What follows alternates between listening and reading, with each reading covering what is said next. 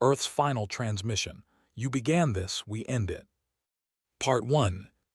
The fleet emerged from faster-than-light travel at the edge of Earth's solar system on a Tuesday morning. There were 300 ships, each one larger than anything humanity had ever built. They moved with the confidence of predators who had never known defeat. Commander stood on the bridge of the flagship, his 4 eyes scanning the primitive solar system before him. The third planet from the star showed signs of industrial civilization. Radio signals, satellite networks, and the unmistakable heat signatures of nuclear technology. A young species, barely past its infancy. This would be simple. Scan complete, Commander, his tactical officer reported. Population approximately 8 billion. Single planetary civilization. No colonies detected beyond primitive outposts on their moon and neighboring planet. Made a clicking sound of satisfaction. The Empire had conquered over 4,000 worlds. This would be 4,001. He activated the translation matrix, a device that had learned every language of every species they had encountered. Within hours, it would understand these humans well enough to deliver the message. On Earth, Dr. Sarah was drinking her third coffee of the morning when every screen in the Houston Space Center went white. She dropped her mug. Around her, 200 people froze as a voice spoke in perfect English. Humans of Earth, I am commander of the Empire. Your civilization is now under our jurisdiction. You have 72 hours to surrender completely. All weapons will be decommissioned. All military forces will stand down. You will transmit your acceptance on all frequencies. This is not a negotiation. The screen showed an alien face, reptilian and at once, with too many eyes and a mouth that didn't move when it spoke. Sarah felt her heart hammering in her chest. To demonstrate our capability and our resolve, the voice continued, we will now remove your military installations on the planet you call Mars. The screen changed. It showed the view from one of Mars' orbital cameras. The 13 domed colonies that housed 50,000 people gleamed in the thin sunlight. Sarah had friends there. She had trained with some of them. The ships fired. There was no sound in space, but Sarah watched as beams of light, brighter than the sun, lanced down from orbit. The domes exploded. Atmosphere vented into space. In 17 seconds, Mars became a graveyard. The alien face returned. 72 hours, choose wisely. The screen went dark. For 10 seconds, nobody in the control center moved. Then Sarah heard someone vomiting in the corner. Someone else was crying. Someone was screaming obscenities at the blank screen. Sarah walked to her station on legs that felt like rubber. Her hands shook as she typed. She was 34 years old. She had spent her entire adult life preparing for first contact. Every simulation, every scenario, every training exercise. But none of them had prepared her for this. Within an hour, every government on Earth was in emergency session. The United Nations Security Council met in a bunker beneath Geneva. Presidents, prime ministers, and generals spoke across secured channels. Some argued for surrender. Some argued for negotiation. Some argued for fighting. General sat in the Pentagon's deepest bunker and listened to them argue. He was 62 years old and had spent 40 years in the military. He had fought in 3 wars and commanded forces on 4 continents. He understood something that the politicians were still struggling to accept. They're not here to negotiate, he said quietly. His voice cut through the noise. They showed us what negotiation looks like. They killed 50,000 people to make a point. They're here to conquer us, and they think we'll roll over like every other species they've encountered. Then what do you suggest? The president asked. She looked like she had aged 10 years in the last hour. Looked at the screen showing the fleet. 300 ships, weapons that could burn a planet, technology centuries ahead of humanity's best efforts. I suggest we show them they're wrong, he said. We have 72 hours, let's use them. Across the planet, humanity mobilized. It wasn't like the movies. There were no inspiring speeches broadcast to billions. There was only cold, efficient military preparation. Missile silos opened. Submarines moved to launch positions. Orbital weapons platforms that officially didn't exist suddenly came online. Every nuclear weapon, every kinetic strike satellite, every experimental weapon system that had been built in secret over the last 50 years was armed and targeted. Sarah found herself reassigned to a facility in Colorado, deep inside a mountain. She arrived by helicopter at midnight and descended into tunnels that went down for miles. The facility was enormous, carved out of solid rock, and filled with equipment she had never seen before. "Welcome to Project Shield," her new commanding officer said. He was a colonel whose name tag read, "We've been building this for 30 years, ever since we started thinking seriously about first contact scenarios. The optimists built the welcome protocols. We built this." He showed her into a control room that could have belonged to a science fiction movie. Holographic displays showed the entire solar system. Red dots marked the ships. Blue dots marked Earth's defense network. "We're not going to win," said flatly. "Let's be clear about that. They have 300 ships and technology we can't match, but we're going to make them pay for every inch. We're going to show them that conquering humanity isn't worth the cost." Sarah looked at the displays. She thought about her friends on Mars. She thought about 8 billion people looking up at the sky and wondering if they would survive the week. "What do you need me to do?" she asked. The 72 hours passed like a countdown to doomsday. Families evacuated to bunkers. Cities implemented emergency protocols. People who believed in God prayed. People who didn't believe in anything prayed anyway. In orbit, the waited. Commander expected the transmission at any moment. They always surrendered. Sometimes it took the full 72 hours, but they always surrendered. No species had ever chosen extinction over subjugation. When the timer reached 0, a transmission came from Earth. Activated it, expecting to hear terms of surrender. Instead, he heard a single word in English, translated instantly by his systems. "No." Stared at the screen. He replayed the transmission, thinking there must be more, but there was only that one word, "No." "They refuse," his tactical officer said, stating the obvious. Felt something he had not felt in his 300 years of military service. Uncertainty. Species didn't refuse. They couldn't refuse. The mathematics of power were absolute. "Begin the assault," he ordered. "Target their military installations first. Show them the futility of resistance." The fleet moved into attack formation. Their weapons powered up. They began their descent toward Earth, expecting the same easy victory they had achieved 4,000 times before. They were still expecting it when the first missile struck the lead ship. The nuclear warhead detonated at point-blank range, pumping its energy into a laser array that turned the explosion into a coherent beam of destruction. The ship's shields held for almost 3 seconds. Then they failed, and the ship broke apart. Watched in shock as his fleet suddenly lit up with collision warnings. Hundreds of objects were rising from Earth and the Moon. Missiles, kinetic projectiles, and things he couldn't immediately identify. They moved with suicidal determination, their AI guidance systems making them impossible to spoof. "All ships defensive formation," he ordered. "Return fire on all military targets." The battle began in earnest. Energy weapons lanced down at Earth, destroying military bases and cities with casual precision. But for every target they destroyed, 10 more weapons rose to meet them. Earth's defense grid was redundant, distributed, and had been built with the specific assumption that the enemy would have superior technology. Sarah watched from the Colorado facility as the icons on the display winked out one by one.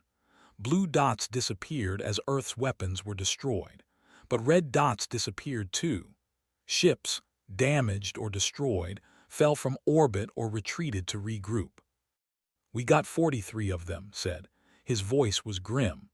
We lost 60% of our orbital assets and most of our ground-based launchers. How long until they can resume the attack? Sarah asked. Hours, maybe a day if we're lucky. They weren't expecting resistance, so they're regrouping. But they'll come back, and we don't have enough weapons left to stop them a second time. Sarah looked at the displays. 43 ships destroyed. Hundreds of thousands of human lives lost in the bombardment. Mars gone. And it was only the beginning. So what do we do now? She asked. Pulled up another display. It showed underground facilities across every continent. Bunkers, tunnels, and hidden bases that went down for miles. Now we make them regret ever coming here, he said. They can have the surface, they can have the cities, but humanity doesn't live on the surface anymore. We're going underground and we're going to fight them for every meter. They wanted to conquer Earth. Fine, we'll make them pay in blood for it. Above them, through miles of solid rock, the fleet regrouped. Commander stared at the casualty reports. 43 ships, thousands of crew members dead, all from a species that should have surrendered. For the first time in his long career, felt something cold settle in his chest. These humans had known they couldn't win. They had known that resistance meant death, and they had fought anyway. What kind of species did that? He was about to find out. Part 2. They landed their ground forces 6 days after the initial assault. By then, most of Earth's major cities were ruins. New York, Beijing, London, Tokyo, all reduced to burning wreckage by orbital bombardment. The death toll had passed 2 billion and was still climbing. Commander stood in what had once been Central Park, now a cratered wasteland of blackened earth and shattered buildings. His troops had secured Manhattan, or what remained of it. The victory felt hollow. No survivors detected in the immediate area, his ground commander reported. But we're picking up energy signatures from the underground infrastructure. Subway tunnels, utility conduits, and what appear to be military bunkers. Nodded. Standard occupation protocol. Seal the tunnels, pump in sleeping gas, and extract any survivors for processing. But it didn't work like that. The first team that entered the subway tunnels never came back. Their life signs simply stopped, all at once, 300 meters underground. The second team found their bodies. All of them had been killed by primitive ballistic weapons, bullets, the tactical database called them.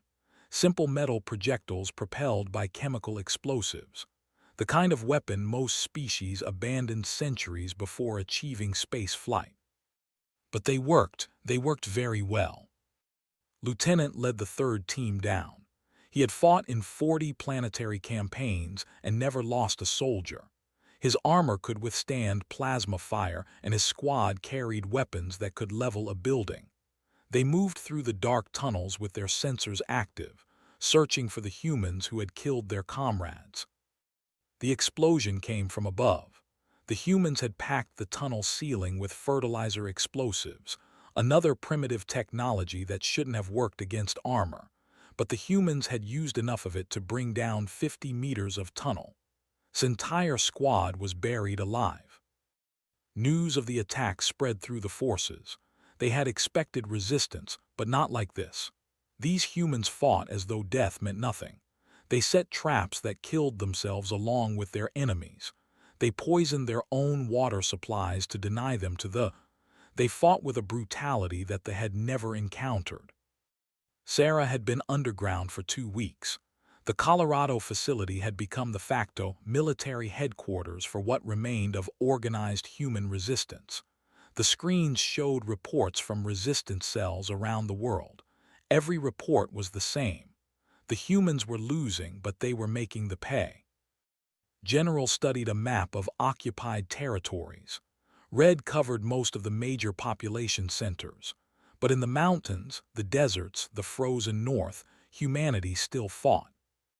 They control the cities, but cities don't matter anymore, said. We're fighting a different kind of war now. Every soldier that sets foot on Earth's soil is a target. Every supply depot they establish is a bomb waiting to go off. We can't win, but We can make them bleed.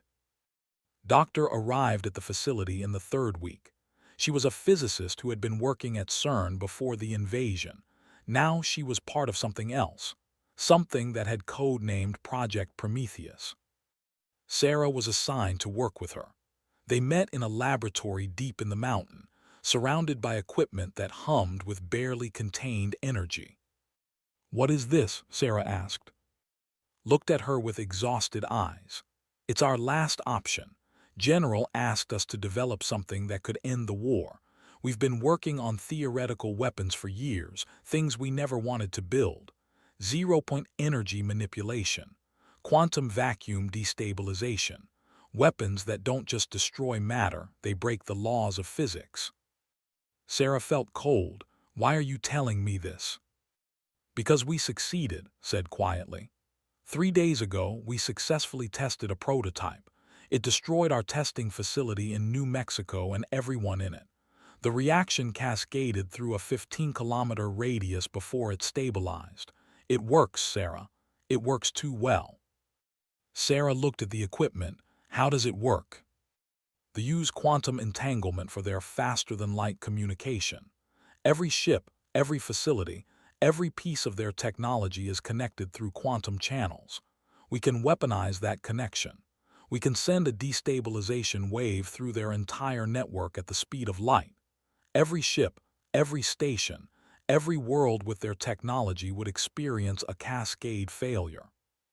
"You're talking about genocide," Sarah said. "I'm talking about survival," replied. "They came here to exterminate us. They've killed 3 billion people in 3 weeks. They won't stop until we're extinct or enslaved. This weapon gives us one option: mutually assured destruction." 3 months into the occupation, Commander held a staff meeting in his command ship. The reports were worse than he could have imagined. The humans controlled nothing, held no territory, had no functioning military. And yet they were winning. Winning not through victory, but through making victory meaningless. Every base required constant resupply because humans poisoned the local environment. Every patrol lost soldiers to ambushes.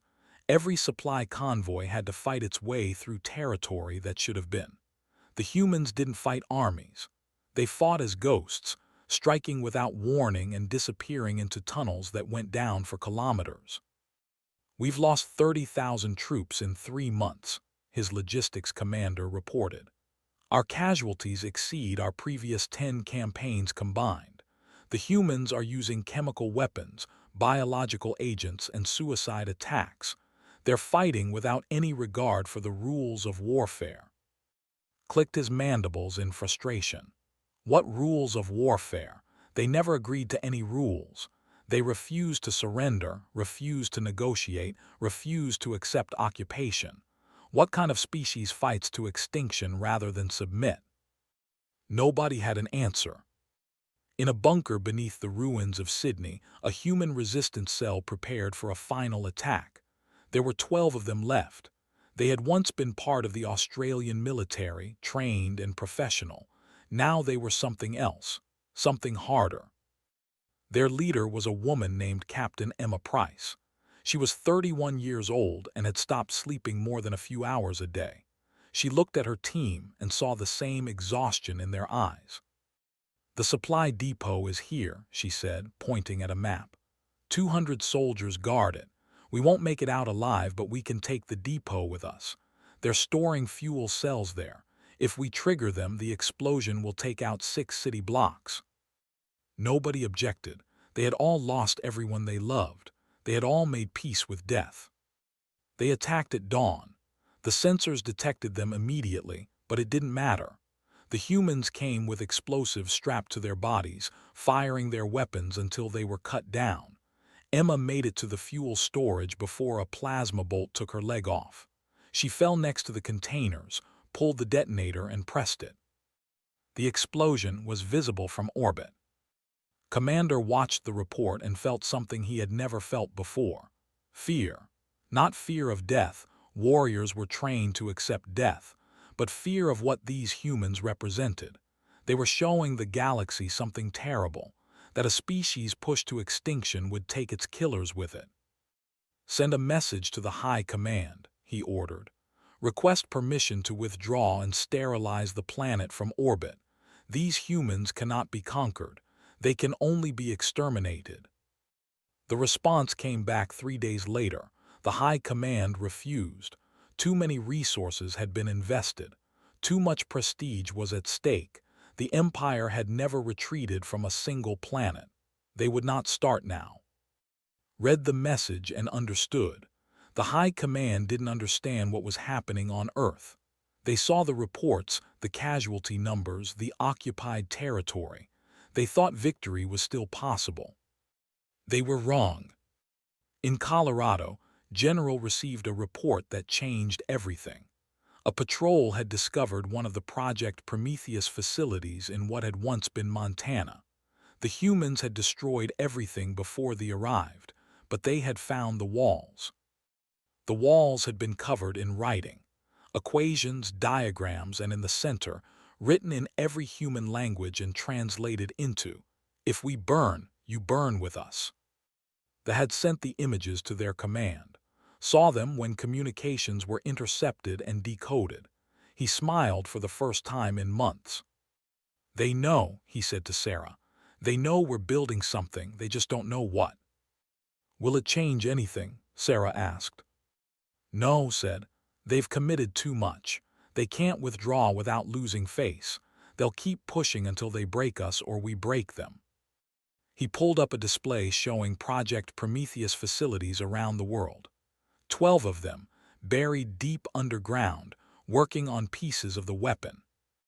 "How long until it's ready?" he asked. "Doctor estimates 6 months," Sarah said. "Maybe less if we can accelerate the final assembly." Nodded slowly. 6 months. They had to hold out for 6 more months. The human population had dropped to 4 billion. They controlled every major city and most of the habitable surface, but humanity still fought. In Jakarta, a resistance cell derailed a supply train, killing 300 soldiers. In Moscow, humans released a biological weapon that wiped out an entire garrison. In Ayers, guerrillas destroyed a communications hub with a truck bomb. Each attack was small. Each attack barely registered in the grand strategic picture. But together, they created something that no general had ever experienced. The sense that victory was impossible, that no matter how many humans died, there would always be one more with a bomb or a gun, or just a willingness to die taking with them. Commander received his final orders from the High Command 4 months into the occupation. They were done with half measures. They would conduct a systematic extermination of all human population centers, starting with the bunkers and underground facilities. Gas attacks, tunnel flooding, and orbital bombardment of suspected resistance sites. The operation would begin in 2 weeks. Read the orders and felt nothing but emptiness. They were going to kill every human on Earth. It was genocide on a scale that even the had rarely committed. And it was necessary because the alternative was retreat, and retreat was unthinkable. He approved the orders and sent them down the chain of command. In Colorado, intercepted the communications. He read the translated orders and felt time compress around him. 2 weeks. They had 2 weeks before the launch their final extermination. He called an emergency meeting. Sarah and the other project leaders assembled in the command center. "We're out of time," said without preamble. "They are preparing a final push. Total extermination of all human population centers. We have 2 weeks. "We need at least a month," said. "The weapon isn't ready. We're still assembling the final components." Looked at her with eyes that had seen too much death. "Then we work faster, because in 2 weeks there won't be anyone left to fire it." Part 3. The last days of humanity were spent in frantic preparation. In 12 facilities around the world, scientists and engineers worked around the clock, assembling the components of Project Prometheus. They had no illusions about what they were building. It was a doomsday weapon, pure and simple. a device that would weaponize this own technology against them. Doctor hadn't slept in 3 days. Her hands shook as she calibrated the quantum entanglement array.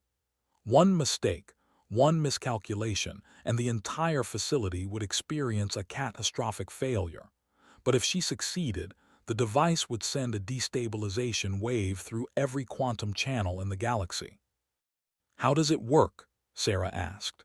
She had been assigned to help with the final assembly, though her physics background was barely adequate for understanding what they were building. Didn't look up from her work. They use quantum entanglement for instantaneous communication across light years. Every ship has a quantum communicator linked to their network. We've analyzed captured technology and found a vulnerability.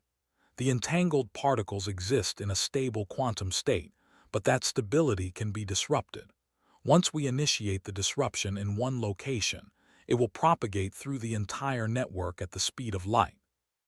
What happens to their technology fails, all of it everywhere simultaneously.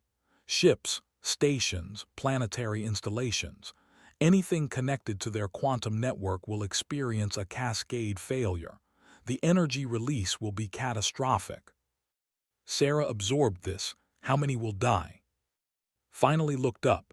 Her eyes were hollow. All of them, every member of their client species who uses their technology. 12 sentient species across 3 galaxies, trillions of lives. The number was too large to comprehend. Sarah thought about the soldiers she had seen in captured footage. They were just following orders, doing their duty. Many of them probably had families, hopes, dreams. They weren't monsters. They were people, alien and incomprehensible, but still people. And humanity was about to kill all of them. "Is there another way?" Sarah asked. "There was," said. "It was called surrender. We chose this instead." Above ground, they prepared their final assault. Commander reviewed the attack plans with a sense of grim necessity. They would flood the underground tunnels with nerve gas, then follow up with thermobaric weapons to collapse the bunkers. Any survivors would be hunted down and eliminated. It would take months, but it would be thorough. "All forces are in position," his tactical officer reported. "We can begin the operation on your command." Looked at the holographic display showing Earth. Such a beautiful planet full of water and life. It could have been a jewel in the empire. Instead, it would become a graveyard. He thought about the humans and their incomprehensible resistance. Every species that had conquered had eventually accepted their place in the empire. They had adapted, survived, and in time, even prospered. But the humans had rejected that future absolutely. They preferred extinction to submission. "Why?" he asked quietly. His tactical officer didn't understand the question. "Sir, why do they fight? They've lost. Their civilization is destroyed. 90% of their species is dead. Why not surrender and save what remains?" The tactical officer considered this. "I believe it's a cultural aberration. Most species develop survival instincts that override pride. Humans appear to have inverted this hierarchy. They value autonomy over survival." "That's insane," said. "Yes, sir, but it's also what makes them dangerous." Nodded slowly. Dangerous. That was an understatement.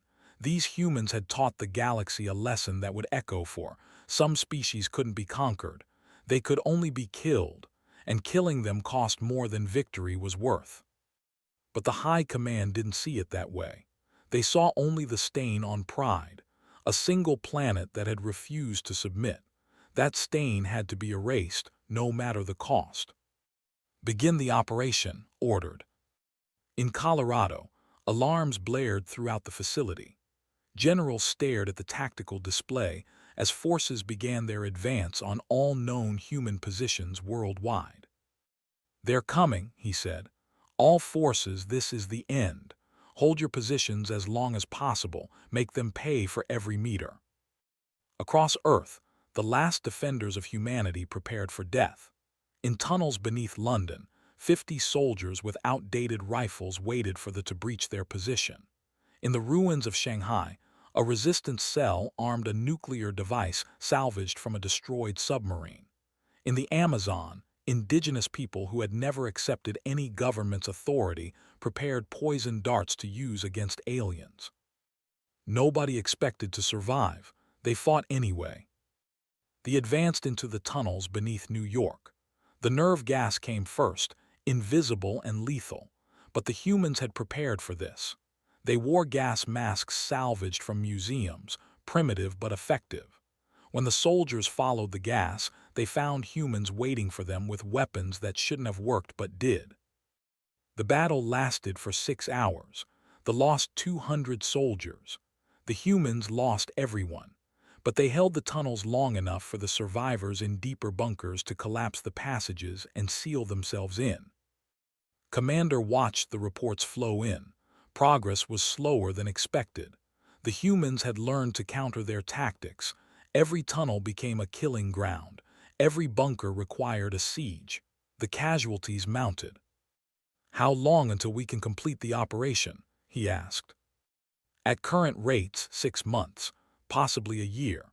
The humans have more underground facilities than we initially estimated. Some go down for kilometers.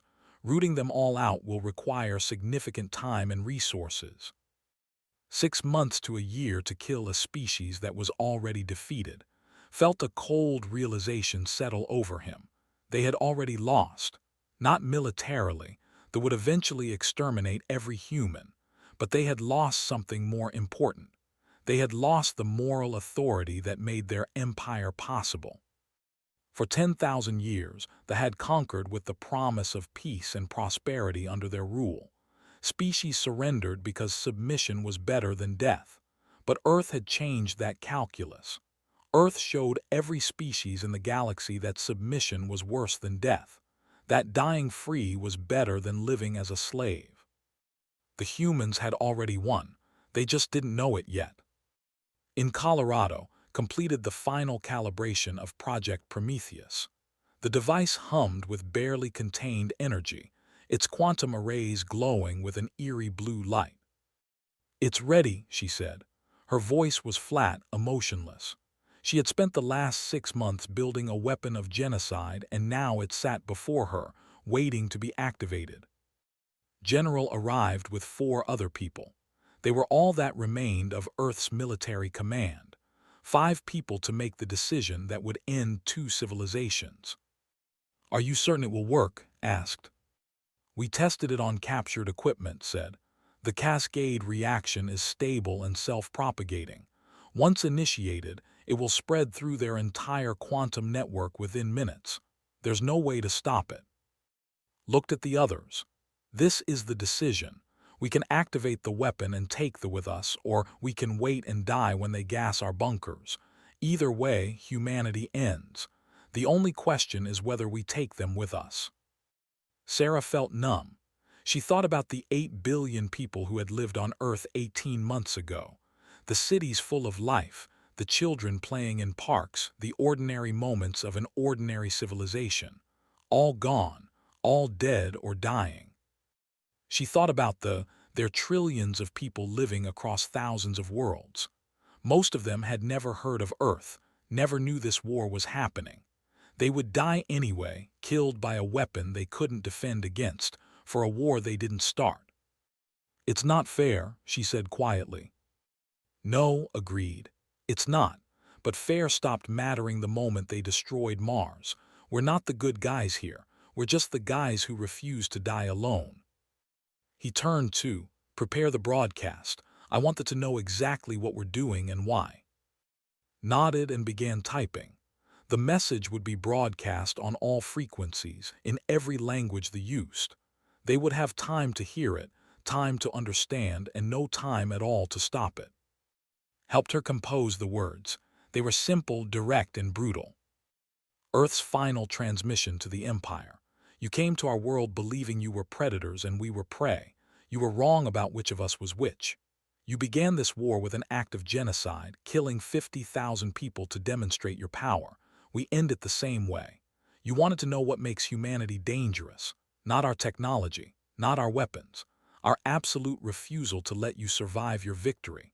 We are the last humans who will ever live, and we are taking you with us. You began this, we end it. Read it through 3 times, then he approved it. Send it, he ordered, then activate the weapon. The broadcast went out across all frequencies.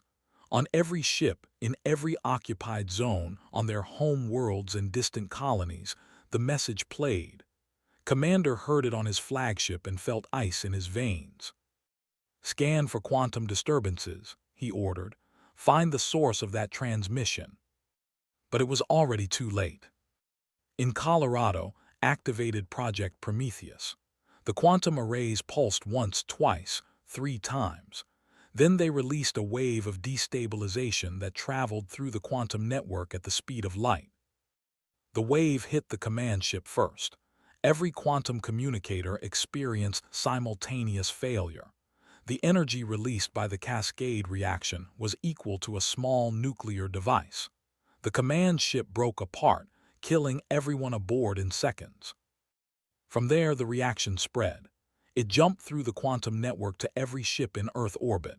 300 ships experienced catastrophic failure simultaneously. Some exploded. Some simply died, their crews suffocating as life support failed. Some fell from orbit, burning as they hit atmosphere. But the reaction didn't stop there. It couldn't stop. The quantum channels connected every installation across 3 galaxies. The wave propagated instantaneously, jumping from ship to station to planetary installation. On the home world, billions died in 17 seconds as their technology failed catastrophically. On their colony worlds, the same. On their space stations, their shipyards, their military outposts. 12 species, 4,000 worlds, 10,000 years of civilization, gone in the time it took to draw a breath. In Colorado, the lights went out. The quantum pulse had destabilized the facility's systems as well. Emergency lighting activated, bathing the command center in red. Did it work? Asked. Checked her instruments. They were dead, but her calculations had been perfect. She knew it had worked. It's done, she said. They are gone. Sarah felt nothing. The number was too large, trillions dead. She couldn't process it. She could only think about the fact that she was still alive, still breathing in a bunker under a dead world. How long until our systems fail? Asked. Hours, maybe a day. The destabilization will propagate through our own quantum-based systems. Anything using quantum technology will fail. Nodded, then we wait. They waited together in the red light.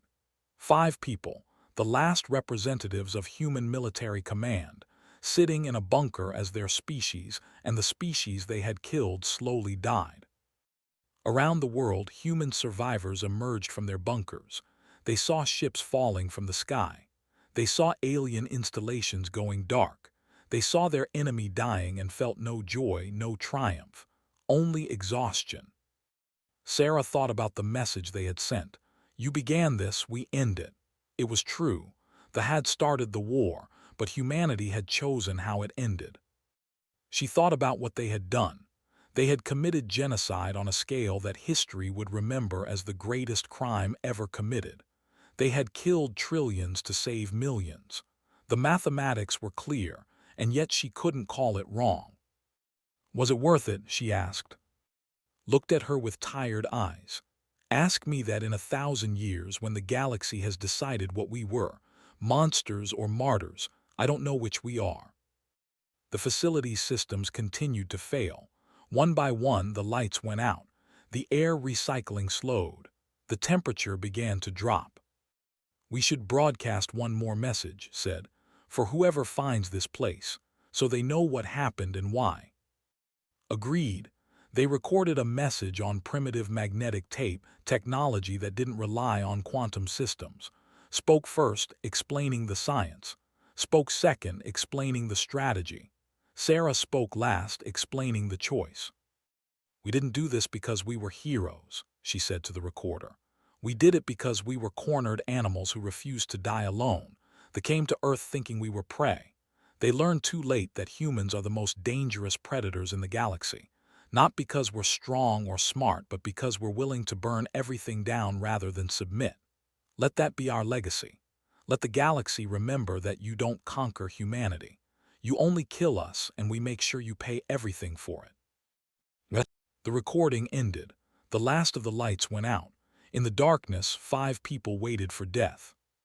3,000 years later, when the next wave of civilization reached Earth's solar system, they found a dead world. The continents were with craters. The cities were ruins overgrown with vegetation.